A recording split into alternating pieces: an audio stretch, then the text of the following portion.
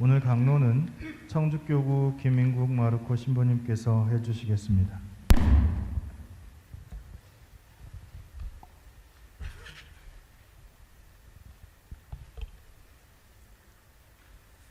안녕하십니까?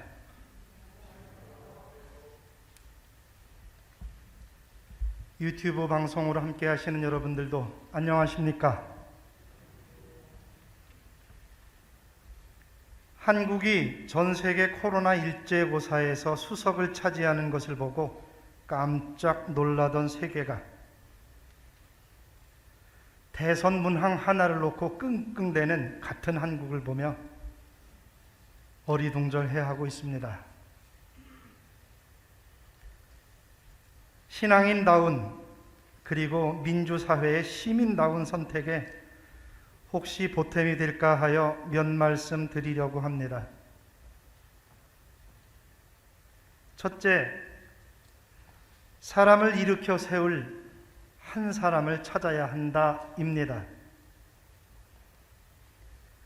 전주에서 가까운 진안에 자유평등의 대동세상을 꿈꾸던 사람이 살았습니다.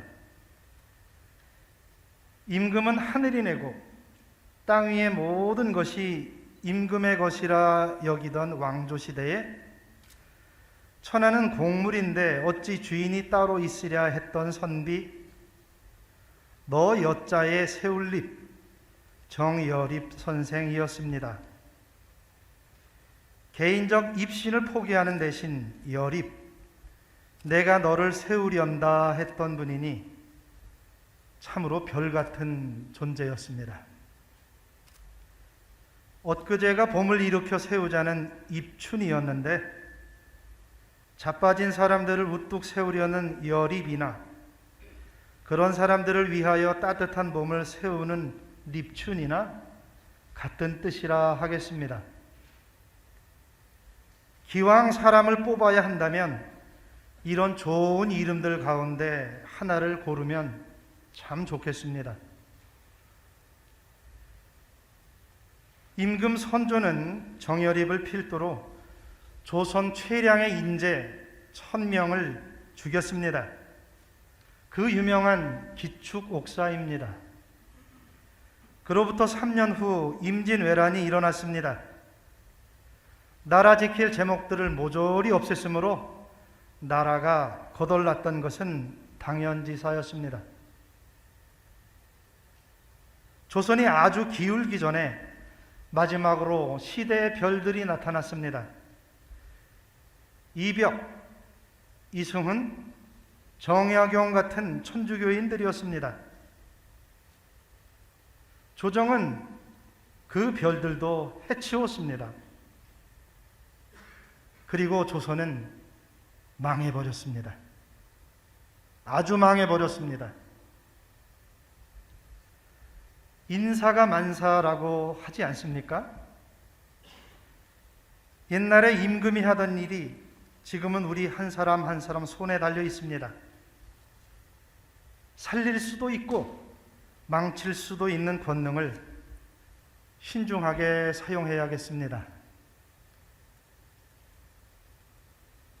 둘째, 공사 구분을 못하는 사람은 안 된다입니다.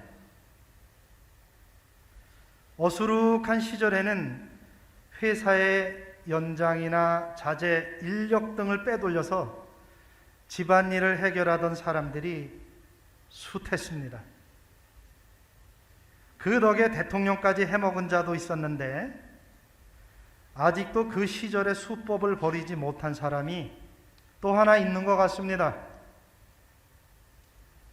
전두환은 평생 직장이었던 군대의 병력을 빼돌려서 광주 학살을 저질렀고 그때의 무력 시위로서 집권에 성공한 인물입니다. 비슷한 일이 우리 목전에서 벌어지는 중입니다. 검찰 조직의 우두머리가 되자마자 검찰 병력을 동원해서 법무부 장관의 가족을 상대로 잔인한 무력 시위를 하고 그걸 마치 살아있는 권력을 수사한 것인 양, 강직 검사의 경력인 양 꾸미고 부풀려 집권을 탐하는 중입니다.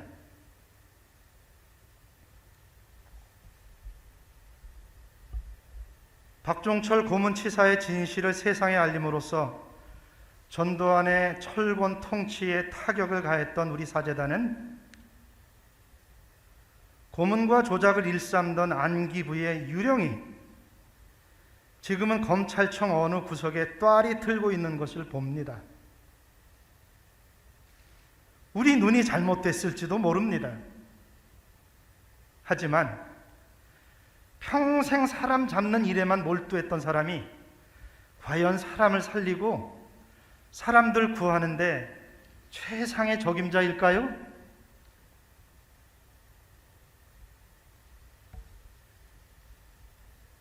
셋째, 자꾸만 속으면 속는 사람도 잘못이다입니다. 민주시민이라면, 더군다나 깨어있는 신앙인이라면 대중 매체가 띄우는 특정인에게 마음을 주기 전에 누군가에 대해서는 그토록 저주를 퍼붓는 이유가 무엇인지 의심해 봐야 합니다. 1980년 당시 신문이란 신문마다, 방송이란 방송마다 시민 학살의 장본인을 입에 침이 마르도록 찬양했습니다. 그리고 지금은 여러모로 전두환의 닮은 꼴인 후보를 힘껏 선전하는 중입니다. 이른바 강자 동맹을 위한 립서비스는 그들 평생의 업이었으므로 새삼 나무랄 것도 없고, 문제는 기 무슨 내기, 기 무슨 덕이라고 하는 자들에게 부하내동하는 민심입니다.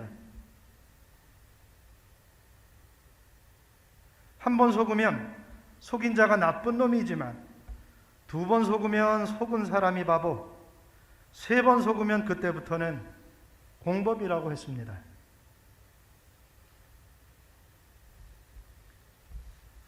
넷째, 뒤로 돌아가서는 안 된다입니다. 성경은 종이었던 자들이 결국 종이 되고 말았다는 역사 이야기입니다. 이집트에서 종살이하던 자들이 용케 나라를 세웠으나 종당에는 바빌로니아로 종살이하러 끌려갑니다. 그런 불상사가 일어날까 봐 하느님이 신신당부했지만 아시는 대로 이스라엘은 기어코 퇴행을 선택하였습니다. 대선의 결과에 따라 우리는 앞으로 나아가거나 뒤로 돌아가거나 할 것입니다. 정권 교체가 답이라고 하시는 분들이 적지 않습니다. 그 심정 충분히 이해합니다.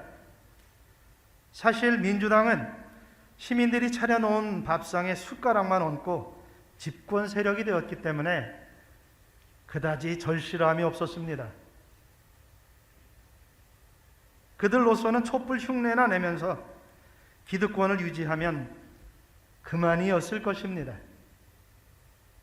그런데 이런 부분을 미처 응징하지 못한 것은 촛불 시민들의 책임이기도 합니다.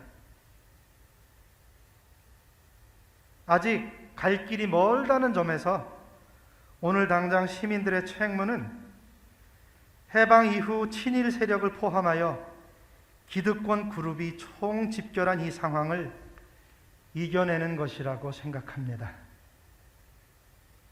이 고비만 넘기면 대한민국은 정치를 포함하여 단숨에 30년은 발전할 수 있으리라고 봅니다.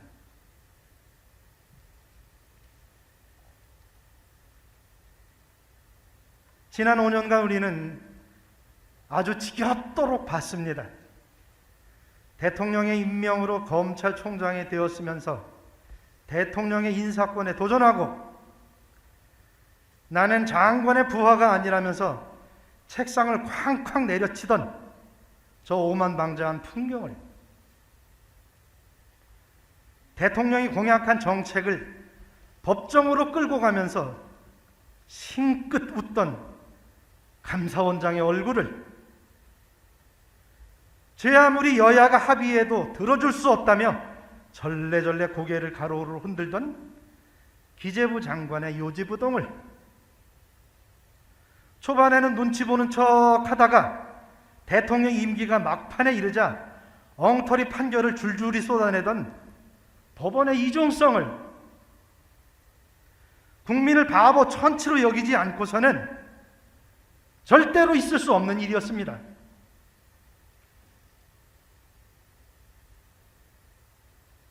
현실이 이런데도 적폐청산이라는 과제를 무산시킨 자들에게 권력을 넘겨버리고 새로운 무엇을 기대한다는 게 과연 이성적인 행동일까요?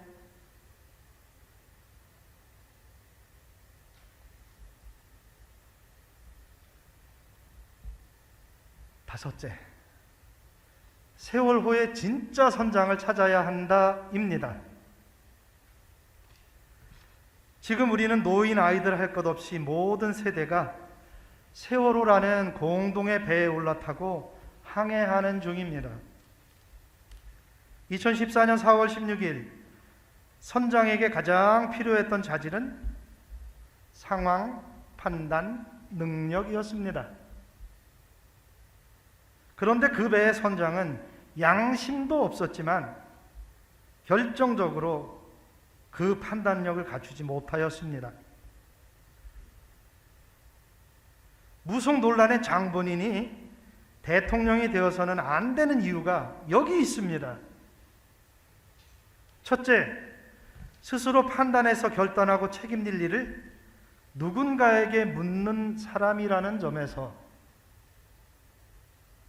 둘째, 남에게 묻고 남의 권위에 의지했던 것도 어느 쪽이 자신에게 유리한지 알아보기 위해서였다는 점에서 미안하지만 그는 자격 미달입니다.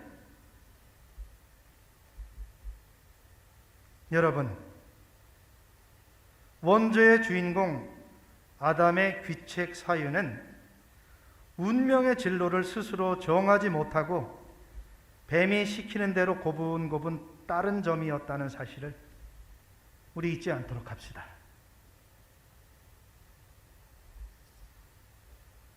여섯째, 뽑힐 사람을 뽑아야 한다입니다. 당선될 사람을 밀어주자 그런 말이 아닙니다. 뽑으면 뽑힐 사람, 즉 자기를 내던져서 전체를 위한 밑거름이 되어줄 그런 사람을 뽑아야 한다는 말입니다. 잘못 뽑아 놓으면 그가 우리를 뽑아버릴 것입니다. 자기를 바칠, 기꺼이 뿌리 뽑혀 나갈 정도의 사람이라야 높은 산을 깎아서 골짜기를 메우는 억강부약을 조금이라도 실현할 수 있습니다.